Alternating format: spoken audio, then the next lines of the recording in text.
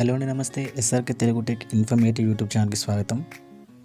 Friends, ఈ వీడియోలో మనం మహాలక్ష్మి పథకం 200 రూపాయలకు సంబంధించిన వివరాలు అయితే మనం తెలుసుకుందాం. ఫ్రెండ్స్, ముందుగా మీరు కనుక మన ఛానల్ని ఫస్ట్ టైం కనుక విజిట్ చేసినట్టయితే దయచేసి మన ఛానల్ సబ్స్క్రైబ్ చేయండి, లైక్ చేయండి, కమెంట్ చేయండి. ఫ్రెండ్స్, ఇక వీడియోలోకి వెళ్తే, ఎన్నికల సమయంలో మహాలక్ష్మి పథకానికి కాంగ్రెస్ తన మేనిఫెస్టోలో ప్రకటించిన విషయం తెలిసిందే. ఈ పథకం ద్వారా మహిళలకు ప్రతి నెల 2,500 రూపాయలు ఆర్థిక సహాయం అందిస్తామని కాంగ్రెస్ ప్రభుత్వం అయితే తెలిపింది. ఫ్రెండ్స్, అయితే ఇప్పుడు కాంగ్రెస్ ప్రభుత్వం అధికారంలోకి రావడంతో రాష్ట్రంలోని మహిళలంతా ఈ పథకం ఎప్పుడు అమలు చేస్తారా అన్నట్లుగా ఎదురు చూస్తున్నారు. ఇకపోతే ఇందుకు సంబంధించిన ఒక ఫేక్ న్యూస్ అయితే సోషల్ మీడియాలో చక్కర్లు కొడుతుంది.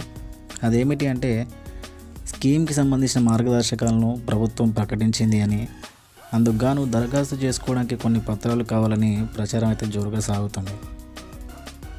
వీటిని చూసిన చాలామంది మహిళలు ధృవీకరణ పత్రాల కోసం మీ సేవా కేంద్రాలకు మరియు గవర్నమెంట్ ఆఫీసుల చుట్టూ పెద్ద సంఖ్యలో అయితే తిరుగుతున్నారు. ఫ్రెండ్స్, ప్రతి నెల మహిళలకు 2,500 రూపాయలు రావాలంటే 18 సంవత్సరాల నుండి 55 సంవత్సరాల వరకు మాత్రమే అర్హులని, అలాగే కుల మరియు ధృవీకరణ పత్రాలు, ఆదాయ ధృవీకరణ పత్రాలు కూడా తప్పనిసరి అనే న్యూస్ అయితే వైరల్ అవుతుంది. ఫ్రెండ్స్, ఈ విషయం ప్రభుత్వాన్ని దృష్టికి తెలియడంతో ఈ పథకానికి సంబంధించి ఒక స్పష్టత అయితే ఇచ్చింది.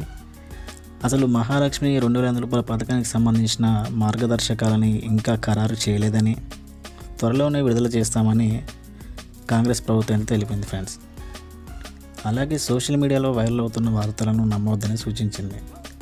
అర్హులైన మహిళలందరికీ ప్రతి నెల 2,000 రూపాయల ఆర్థిక సహాయం అందేలా చూస్తామని కాంగ్రెస్ ప్రభుత్వం తెలిపింది. ఫ్రెండ్స్, సో ఇదండి ఇందుకు సంబంధించిన సమాచారం. ఈ వీడియో కనుక మీకు నచ్చినట్లయితే దయచేసి మన ఛానల్ లైక్ చేయండి, సబ్స్క్రైబ్ చేయండి, అలాగే కమెంట్ చేయండి. Friends, thank you friends, thank you for watching. జై హింద్.